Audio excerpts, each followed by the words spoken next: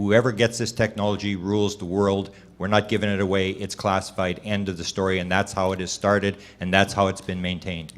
Let me just add, sir, to answer your question relating to the Soviets and Nazis and so forth. In the early era of this, these types of questions were being asked. They absolutely were.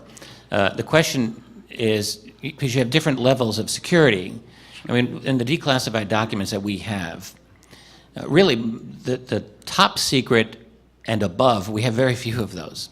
So the declassified documents that are available to citizens are of the level of secret and confidential and restricted. Lower levels, they're still important, but they're not typically, very few that are actually of top secret. And I think that this is significant because what has come to us are some lower level classified debates over the nature of these. And many of those did focus on, did the Soviets create a flying saucer with their cache of German scientists? Did we do this? In those documents, I have seen no significant evidence to point to the Soviets or our own German scientists.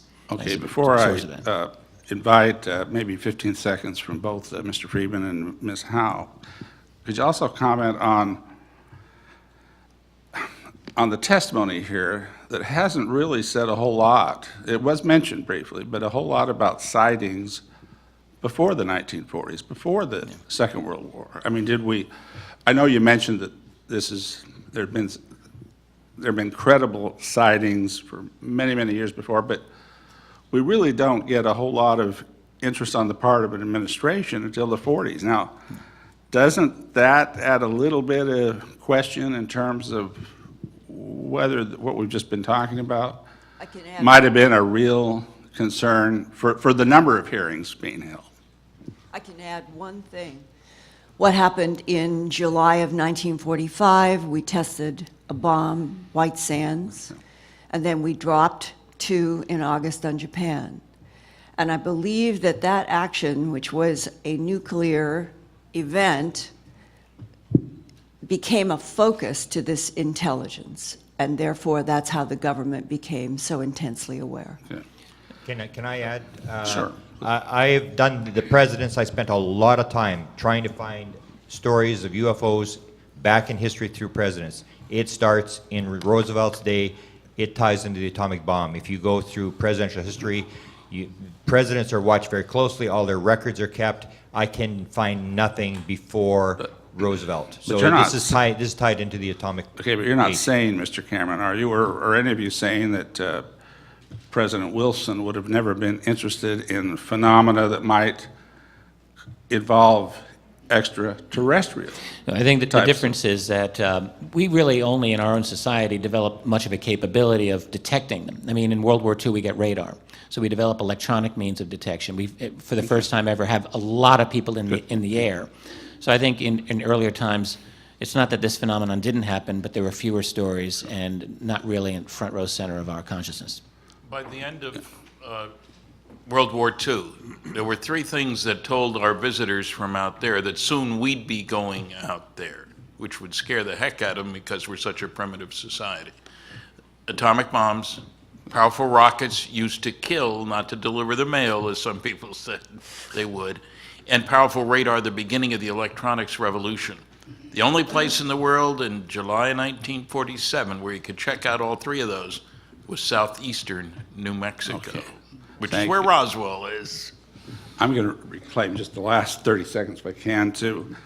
And again, if you'll take just maybe a quick yes or no. In your views, is it possible that if there indeed is such thing as extraterrestrial unidentified flying objects, that they would be more likely to be artificial intelligence instead of normal intelligence, given timescales of travel? Nearest star, what, 2 to 3 light years away, for example? I think artificial intelligence is an extremely valid hypothesis. I've entertained it for many years. I think they would be the product of an advanced. I mean, we're less than a generation away from having our computers talking to us and claiming possibly to be sentient themselves. This is what AI theorists, and they're all mainstream people. It's a very common belief. So I have to assume that some other civilization will have gotten to that point. And a confirmed physicist working on ring lasers at Wright-Patterson told me in the 1990s that he had firsthand knowledge about the extraterrestrial story, and that he, as a physicist, in the work that he was doing, that they knew, meaning the people that are involved with studying the phenomena in the government, that we are dealing with technology so advanced that they literally can bend space, time, and move point to point through the universe. And that physicist from Wright-Patterson at a table used what is now a metaphor generally in this whole subject. He took the napkin on the lunch table and he put it and said, Linda, this is what they do. And he put one point and he did like this. This is space-time, that we're dealing with technologies that can bend space-time and put the corner to the corner. And that is why Euclidean geometry and time as we know it on this planet have no relevance to the phenomena and the intelligence that we're dealing with. Thank you.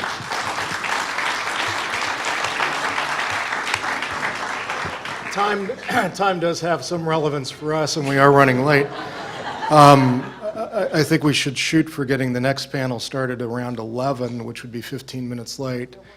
Give a little bit of time for a stretch and have 6 minutes for the final member of Congress to ask Oh, the no, we have, questions. there are Two two more. left, I'm sorry. Well, then we'll that'll try to be a go quickly. stretch. Congresswoman Hooley? Thank you, Mr. Chair.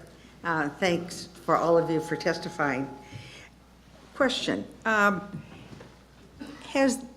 Has there been a decrease in the number of incidents that have happened, at least in this country? Or, because it seemed like this was talked about a lot, and there were a lot of sightings at sometime, whether it was over the, Prairie States.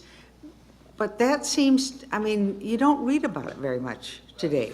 That's the kicker. It's not a question of how much is going on, it's how much do we hear about it.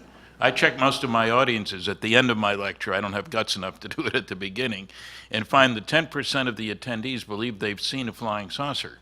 But then I ask, how many of you reported what you saw? 90% of the hands go down.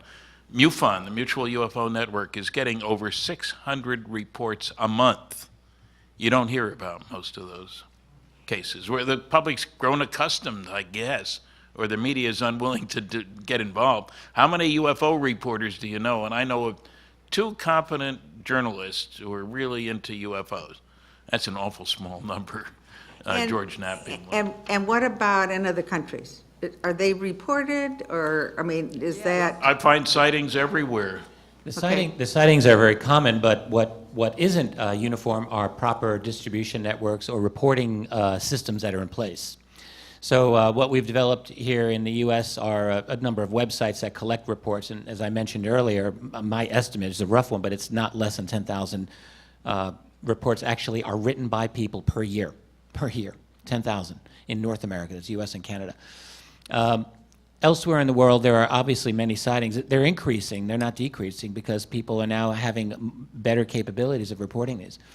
One of the problems with less developed nations elsewhere in the world in years past is just, if you saw a UFO, who do you report it to? There was really no mechanisms to do it, and that's improving now. So now we're seeing reports out of China, India, Africa, and really around the world. But still, there aren't, there's not a lot of infrastructure among civilian groups, for example, who really would be the ones that publicize this, to get the word out. You have our YouTube channels and people doing this on their own. What really I think is needed is a kind of coordinated global kind of organizational effort, and hopefully we'll get that.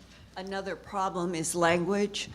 I am constantly confronted with the issue that something happens in China or South America or a country that does not speak English, and I'm an American journalist trying to report so that an American audience can understand.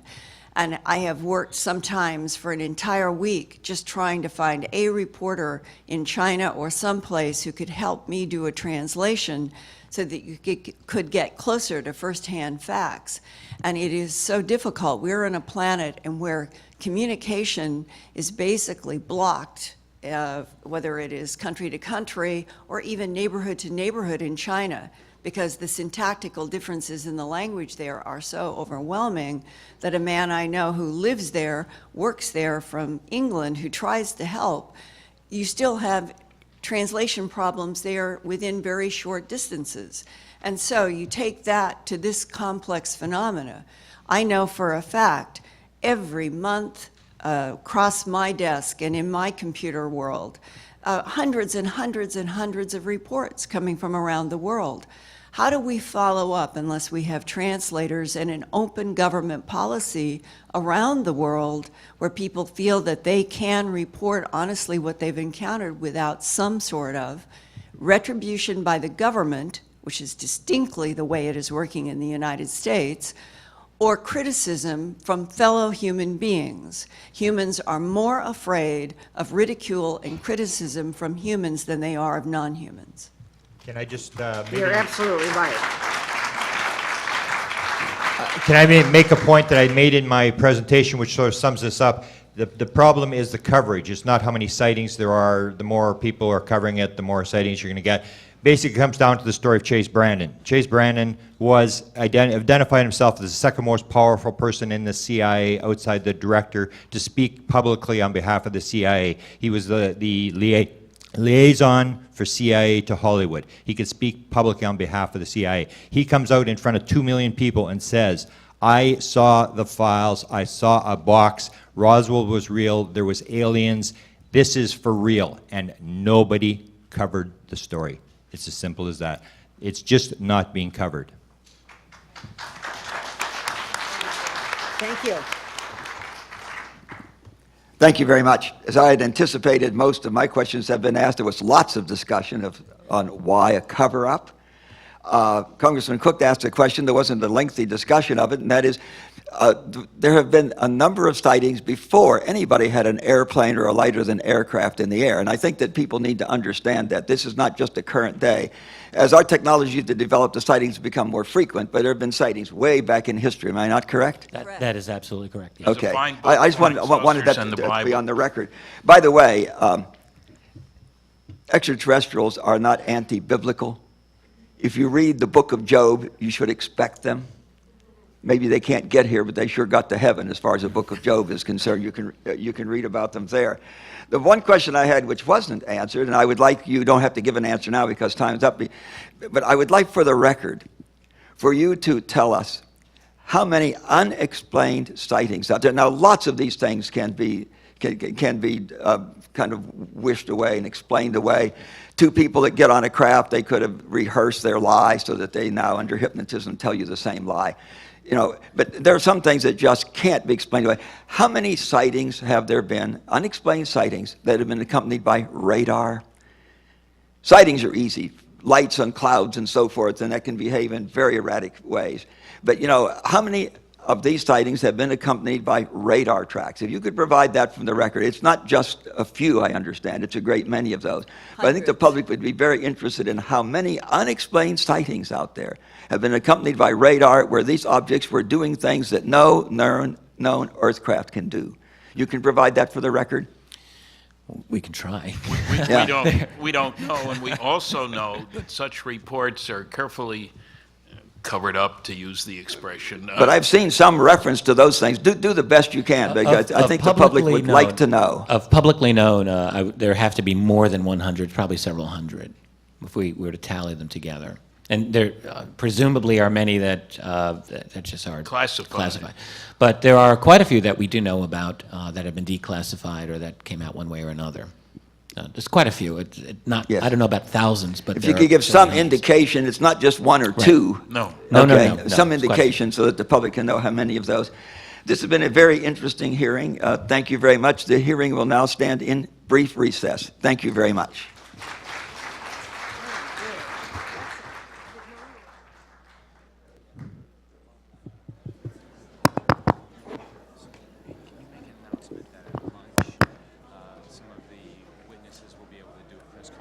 Sure, if they turn on my mic. It's on. Hello.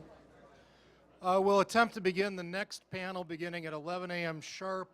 I'll be looking at offering the oath at 10:59 so that we can start right at 11. Also, I've been asked to inform the body that the witnesses will be available for questions from the press over the lunch break. We'll make